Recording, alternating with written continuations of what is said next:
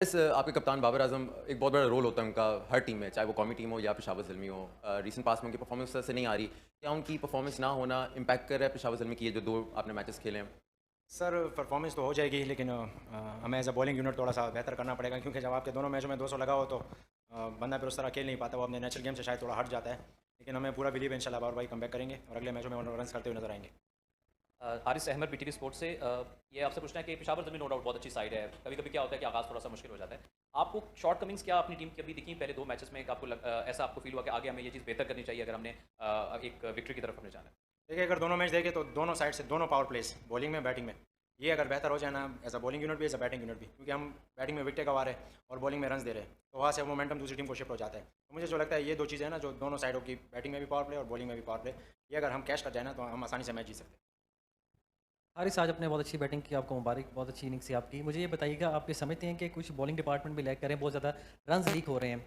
Fast bowlers को अगर आप देखें बहुत ज़्यादा रन्स लीक कर रहे हैं। स्पिन डिपार्टमेंट में आप समझते हैं कि एक स्पिनर की कमी थी सुफियान मुकीम के साथ, अगर एक और स्पिनर होता तो रन रोके जा सकते थे? सर आज हमने एक्स्ट्रा स्पिनर खिलाया था, जॉर्ज लैंडे को हमने खिलाया था, लेकिन मुझे लगता है कि बिल्कुल बहुत ज़्यादा लेग कर रहे हैं, थोड़ा सा हमें विकेट को असेस करने में मुश्किल हो रही है। ये वो वाली पिंडी पिच नहीं है कि हम माइंडसेट डिपेंड करता है कि हम वही आए हुए हैं कि बस फास्ट बॉलर के ये 240 वाली पिंडी है, ये 240 वाली पिंडी नहीं है। उनको ग्रेड जाते हैं बहुत हालांकि ये 180 190 वाली पिंडी पिच है, क्योंकि अब पाँचवा चौथा महीना चल रहा है और ये वो वाली जनवरी फरवरी नहीं है कि बल्ले पे बॉल आएगा और छक्के होंगे। हमें as a bowling unit step up करना पड़ेगा और थोड़ा सा अकल यूज़ करनी पड़ेगी कि हमने कैसे बॉलिंग करनी है, दूसरी टीमों से भी सीखना है। तो एज अ लर्निंग कर रहे हैं, इंशाल्लाह कोशिश करेंगे। एज अ कीपर मैं जितना उनको बता सकता हूँ, क्योंकि कीपर को ज़्यादा पता चलता है या दूसरों से भी पूछा जा सकता है कि यार इस पिच पे कैसे बॉलिंग करनी है। तो इंशाल्लाह मुझे उम्मीद है वो अडॉप्ट कर जाएंगे, ये बॉलर एक्सपीरियंस है। जैसे अलजारी ने पिछले मैच से आज बेहतर बॉलिंग की, तो वो एक पॉजिटिव था। हारिस एहसन अब्बास यार, पिछले मैच में भी हमने देखा, बॉलिंग की तो आपने बात बता दी, चेस करते हुए क्या प्रॉब्लम फेस आ रही है, पिच का बिहेवियर कैसा है, और अगले मैच के लिए बताइएगा आपको लगता है कि बैटिंग ऑर्डर में थोड़ा बहुत शफल होगा? आज के मैच में हमने देखा कि मिच ओमन्स जो है वो ऊपर आके वन डाउन के लिए, जो कि आपकी प्लेसमेंट थी, तो क्या आपकी जो है चॉइस के मुताबिक हुआ, आपसे मशवरा किया गया था या नहीं? और अगले मैच के लिए बताइएगा क्या समझते हैं बैटिंग ऑर्डर में क्या चेंजेस होंगे? वेल टारगेट पे डिपेंड करता है, चूँकि 240 टारगेट था, तो मिचेल ओवन चूँकि एज एन ओपनर बहुत अच्छा खेलता है, तो हमारे 2 ओपनर माशाल्लाह काफ़ी अच्छा परफॉर्म करते हुए आ रहे थे पिछले 2 सालों से, उनको तो आप चेंज नहीं कर सकते। तो बिल्कुल मुझसे कहा गया और मैंने कहा कोई बात नहीं आजू भाई, जैसे आपको बेहतर लगे वैसे। तो अल्हम्दुलिल्लाह उसने हमें अच्छा स्टार्ट दिया था, और जिस तरह उसने बिग बैश में खेला मिचेल ओवन ने, तो डिज़र्व भी करता है नंबर 3 पे हो या ओपनर, जैसे भी उसको बेहतर लगे, लेकिन वो अच्छा खेला। और कोशिश यही है कि एज अ बैटिंग हमें चेस करना पड़ेगा, चाहे जितने भी रन हो, क्योंकि अगर हमारी बॉलिंग ऐसी है तो अब हमें as a batting unit step करना पड़ेगा। हम उनको बता ही सकते हैं कि आप चीज़ों को ओवरकम करें, लेकिन एज अ बैटिंग यूनिट भी हमें स्टेप अप करना पड़ेगा कि कम से कम एटलीस्ट हम फाइटिंग तो करें। दोनों मैच हम तकरीबन 80 से और 100 रन से हार गए, तो फाइटिंग चीज़ नज़र आनी चाहिए एज अ बैटिंग यूनिट भी। अरे सभी आप रिसेंटली पाकिस्तान टीम की भी कैप्टनसी करके गए और पेशावर ज़ल्मी की जो परफॉर्मेंस देखी जाए तकरीबन मिलती जुलती है। क्या आप समझते हैं कि आपके पास अगर फास्ट बॉलर्स की बात की जाए, जिस तरह मोहम्मद अली और अली रज़ा की परफॉर्मेंस देखी जाए, एहसानुल्लाह जो रिजर्व में उनकी जगह बनती है पाकिस्तान आपकी टीम में? सर आपको पहले जो आपने पिक किए थे 18-17 लड़के, पहले चांस उन्हीं का बनता है। अगर फॉर एग्जांपल मुझे पहले पिक किया गया और किसी दूसरा विकेट कीपर चाहे वो कोई भी हो, वो बाद में आया तो वो डिज़र्व नहीं करता मेरे ख्याल से। तो आपके पहले चॉइस बंदे हैं, पहले उनको ही मौका मिलना चाहिए। और एहसानुल्लाह अभी पूरे उस तरह रिदम में नहीं है, उसको थोड़ा सा टाइम लगेगा, और हमें उम्मीद है इंशाल्लाह आगे अगर वो मैचेस खेलेगा तो बिल्कुल वो इम्पैक्ट डालेगा।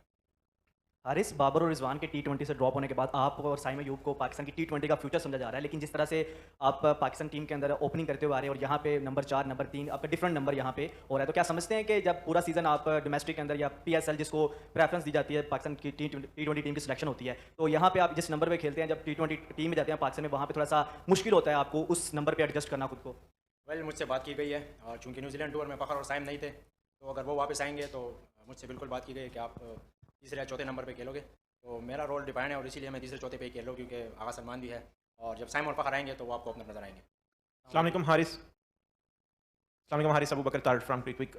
हारिस, आज आपने अच्छी इनिंग्स खेली है, लेकिन आपने यहाँ पे मेंशन किया कि बॉलिंग हमारी उस तरह से परफॉर्म नहीं कर पाई रही, तो इसलिए हमें as a batting unit step up करना पड़ेगा। ये बॉलिंग पिछले 3 सीजन से जल्मी के लिए क्लिक नहीं कर पा रही, तो आप काफ़ी अब सीनियर हैं जल्मी में, तो आप क्या समझते हैं कि तीसरा सीजन है, हम वो पिक्स नहीं कर पा रहे ड्रॉप में, या हमारे हिस्से में वो पिक्स नहीं आ रही? एज अ जल्मी प्लेयर आप क्या समझते हैं?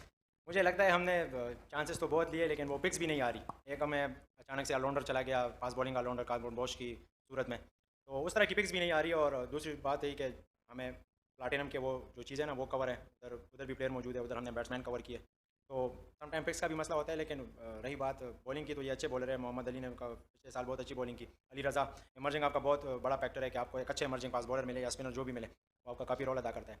मुझे उम्मीद है इंशाल्लाह, थोड़ी सी इनसे बात करनी पड़ेगी, अब 4 दिन का रेस्ट है, ये वेल रिकवर कर जाएंगे, रेस्ट कर जाएंगे, तो इंशाल्लाह 19 को ये तगड़ा आएंगे।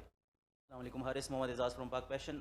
आज आपकी स्पिन के अगेंस्ट गेम काफ़ी इंप्रूव नज़र आई है, तो इस बारे में थोड़ा सा बताएं कि कोई स्पेशल प्रिपरेशन की है आते हुए, क्योंकि नॉर्मली लोग ये समझते हैं कि आप पेस के ऊपर ज़्यादा कंफर्टेबल लगते हैं, लेकिन आज आपने शो किया कि स्पिन के अगेंस्ट भी आपकी गेम जो है वो अच्छी है, तो इसके बारे में। सर बिल्कुल मैंने काम किया हुआ है, और जैसे आपने देखा मैंने स्पिनर को टैकल करने के लिए उल्टी स्वीप भी शुरू की है ताकि मैं उसको टैकल कर सकूं। उसके साथ मैंने थोड़ा सा आज अकल भी यूज़ किया है, सिंगल भी निकालूं क्योंकि स्पिनर पे मैं बहुत ज़्यादा ट्राई करता हूँ, जिसकी वजह से मैं आउट हो जाता हूँ। सम टाइम उनमें अपिश लगता है, क्योंकि स्पिन स्लो होता है ना, तो उस पर अपिश मारता हूँ, तो जैसे आज भी देखो मैं आउट हो गया। तो फास्ट बॉलर चूँकि तेज़ करता है तो उस पर लग जाती है। अगर आपने देखा है तो नसीम शाह को भी शायद पता चला था, उसने एक भी तेज़ नहीं की। मैंने कहा यार तेज़ करो लेकिन उसने एक भी तेज़ नहीं की। तो बिल्कुल स्पिन पे अपनी गेम इंप्रूव की है, और लोगों से पूछते रहते हैं। बिल्कुल हमें भी आपकी बातें पहुंचती है कि यार इसको इस चीज़ पे काम करना चाहिए, बिल्कुल करते हैं हम, एक्सेप्ट करते हैं अपनी गलतियाँ, उस पर काम करते हैं। Last question please. जी Haris, this is Amir Hamza from Zalmi TV.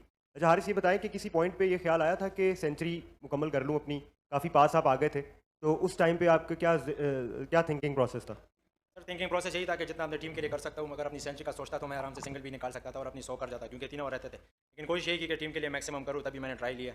और रन रेट का सोच रहा था, क्योंकि ये बाद में काम आने हैं, क्योंकि जितना जैसे चेस तो नहीं हो सकता, 3 में 100 नहीं हो सकता था, लेकिन कोशिश की कि 3 में 40-45 के करीब हो, ताकि वो जो हारने की वो है ना वो कम हो बाद में, क्योंकि रन रेट में काम आना है।